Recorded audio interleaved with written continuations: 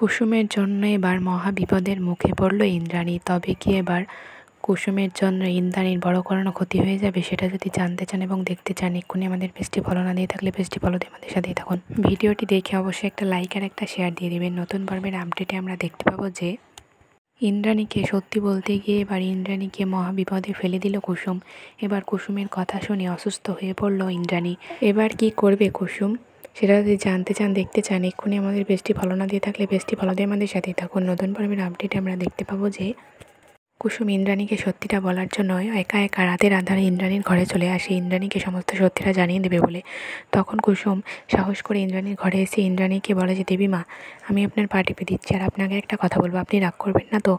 আপনি কি বলবেন আমি হয়তো সেটা জানি, আপনি আমার উপরে অনেক রাগ করবেন, কিন্তু আমি আর আপনাকে মিথ্যা কথা বলতে পারছি না।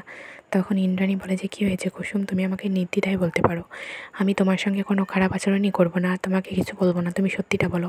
তখন কুসুম বলে যে, আচ্ছা দেবী মা, আমি সত্যিটা বলে দিচ্ছি, আমি আর এই মিথ্যে কাউকে বলতে পারছি না। এই বলে কুসুম ইন্দ্রাণীকে সমস্ত সত্যি বলে দেয়।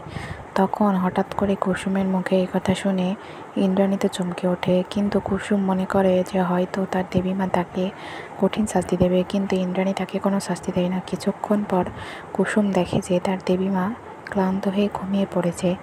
তখন কুসুম আর তার দেবীমাকে কিছু না বলে সেখান থেকে উঠে দাঁড়িয়ে পড়ে, বলে যে, আমি কেন দেবীমাকে এসব কথা বলতে চাচ্ছিলাম, দেবীমা তো আমার কোনো কথাই শুনেনি, আমি কেন বলবো? ঈশান সাহেব আর ছোটো সাহেবই তো দেবীমাকে কিছু বলছে না, ওনারা তো ওনার মা হয়, তাহলে কেন ওনারা বলছে না? তাহলে আমি কেন বলতে যাবো? আমি বলবো না।